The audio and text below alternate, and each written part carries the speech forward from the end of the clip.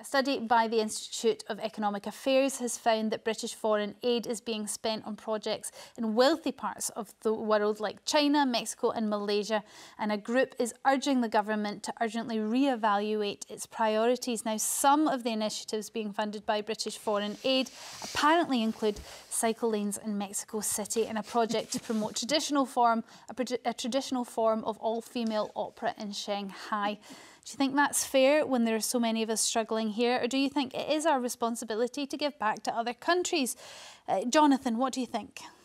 Well, obviously, you've highlighted two projects there that on the surface of it don't sound like they would be priorities for the UK government. And look, I'm not here as a spokesman for the Foreign Office. I think it's actually a really important question about which department is handling this, because we did used to have Department of International Development, DFID, which was universally well regarded, and Boris Johnson's government got rid of that, folded it into the Foreign Office, which I think was a huge mistake, and Labour said that, so I very much hope that that will be something that Labour reverses in due course. But we do have a situation now where we've had cuts to our aid. It used to be 0.7% of GDP, and since 2020, it's gone down to 0.5%. So clearly, there is less money to spend, and so obviously, the people in the Foreign Office have to decide where that money is being allocated. I would not personally think that investing in cultural projects in China should be a priority for the UK government. I very much hope that the Chinese government would be focusing on that. But I think that you can throw the baby out with the bathwater and sort of get rid of the low-hanging fruit, but also the really important projects that the UK is funding. You know, if you look at where the bulk of our money is going, it's not going to China and Mexico, it's going to Yemen, Ethiopia, South Sudan, Nigeria, Ukraine. Most people would agree that Ukraine was a worthy recipient of aid, and actually it's really important that we increase our resolve to make people's lives better and to help those countries with their own sort of development initiatives. And that's not only out of the goodness of our heart, it's absolutely in Britain's national interest to do that as well. Foreign aid does potentially give Britain a sort of soft power internationally, does it not? No, I don't believe it does at all. How much soft power do we have with China? None whatsoever. Regularly spies on us. But I'm very proud of the fact that Britain, whenever there's a national disaster or a crisis somewhere that happens, I'm very proud of the fact that we're one of the first countries in there helping and giving aid. What I'm not proud of is as foreign aid targets. David Cameron brought this in 2013, and in the very first year that he set the 0.7% target, 0.7% of GDP, he gave £500 million to a global fund where the average salary for the workers there was 130 grand, and he threw that £500 million at them because he was a few days from the cut-off of spending the full 0.7% of aid. So that was wasted money. So we shouldn't have So you think the target's wrong? I think the target is wrong, but I also But that could also mean that we go over. No, we should set a smaller target, and if there is a disaster somewhere that needs to be funded, then we will do that, like something like Ukraine happens. But I think the bottom line is, you know, we paid 244 grand to Kuala Lumpur for the all-women opera. We're paying for cycle lanes in China. We're paying for financial technology education in China. They can afford that themselves. When we have a health service that is on its knees, when we have a housing crisis, when we have an immigration crisis... Oh, you don't want more money to spend on those either. People should be paying... The money should be spent here on the crisis we have. Can I just say... Yeah, OK, go on. Go on. It's just you had a long time to go on, and I... Go on. Well, no, it's fine. No, come on, Carole, but you interrupt me all the time, Carole. You interrupt me all the time. Carole, come on. I'll come to you after I speak to Kathy then from Surrey. Kathy, what's your thoughts? Hello. Yeah, hello, Kathy. And hello, Pet. Hello, Pet. Hello, Pet. It's good to hear from you. So I speak Northern, but I live in the South. No, Carole has said everything I was thinking.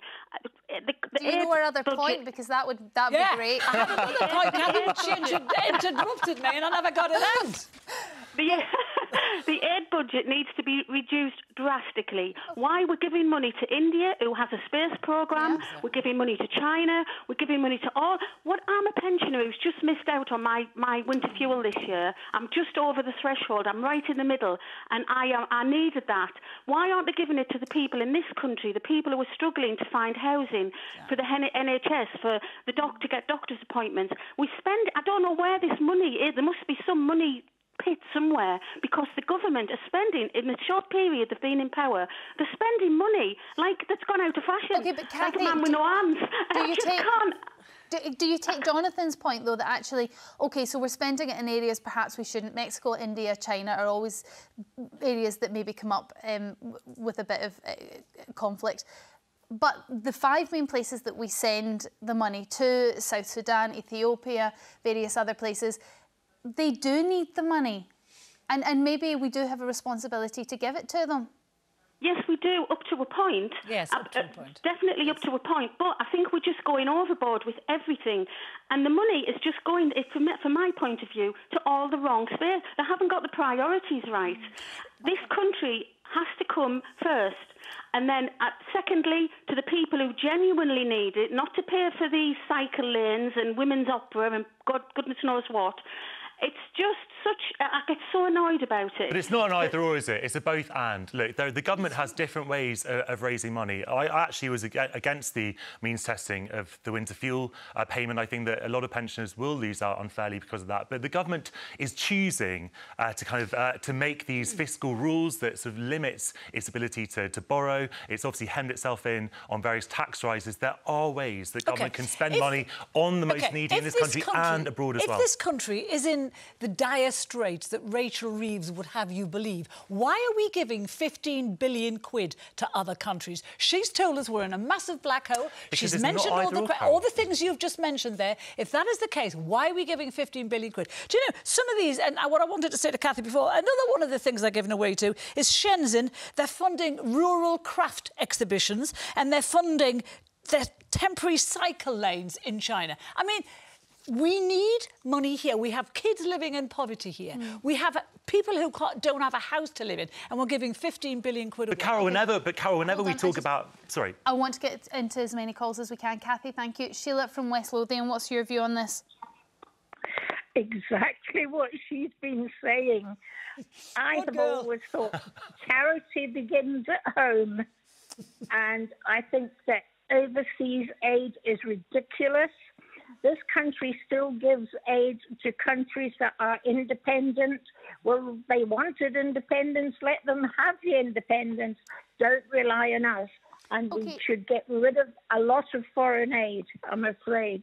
Sheila, Sheila, I know the saying, well, charity starts at home, but isn't something like, because we say that much of our population is living in poverty, isn't poverty relative? Poverty here might be a very different thing than it is in South Sudan. And maybe we do need to help where possible. No, I'm sorry, I disagree with that. Because, I mean, our pensioners are now struggling as well. They gave us a very good rise last year. And what happened?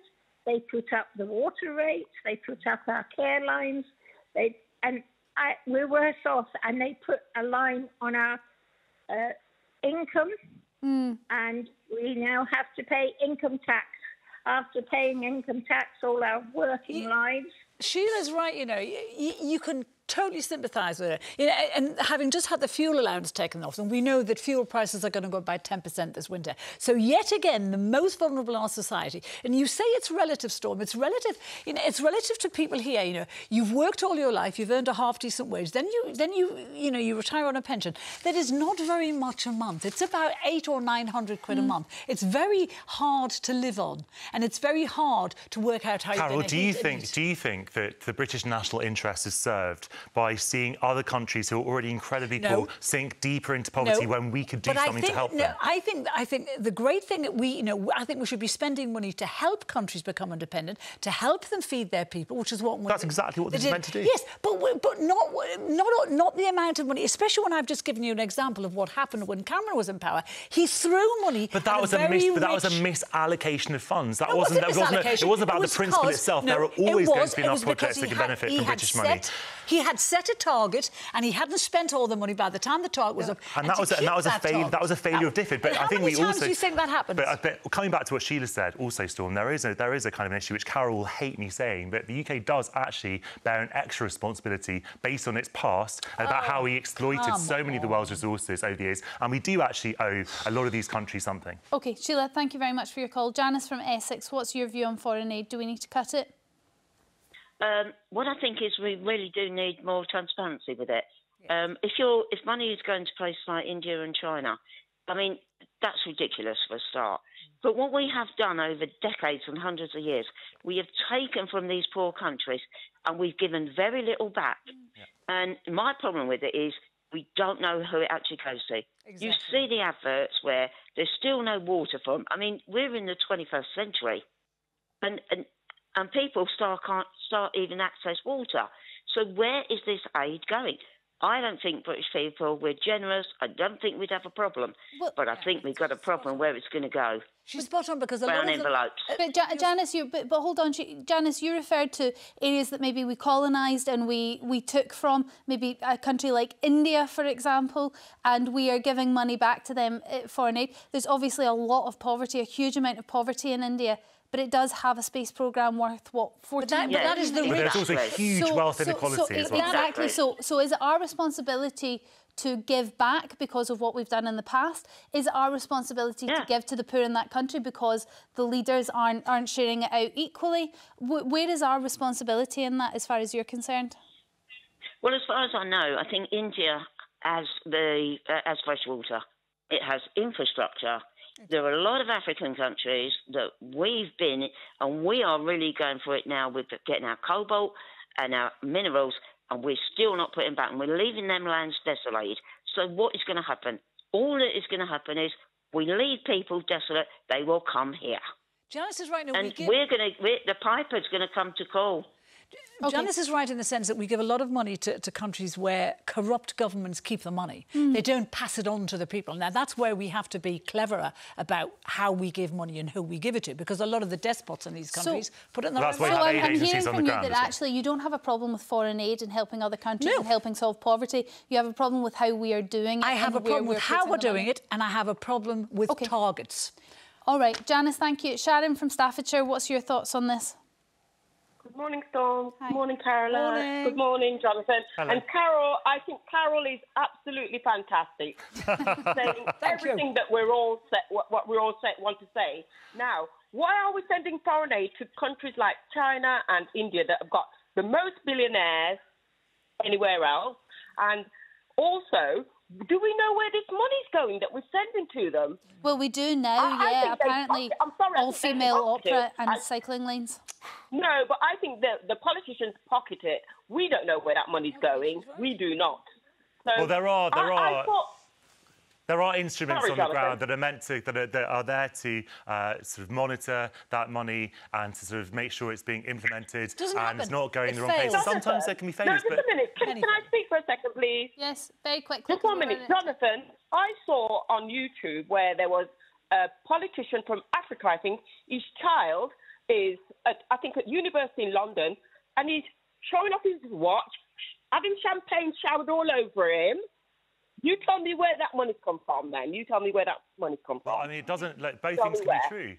You can have corrupt leaders who enrich themselves at their people's expense, and you can also have people living in poverty. And what do we do with that? Do we just say, well, you have a corrupt leader, so good luck? Or do we actually try and help things where we can? Well, our country, Jonathan, our country is in poverty. Our people here are in poverty. We need to help our people first. That's what we need to do. Sharon, thank you very much for your call.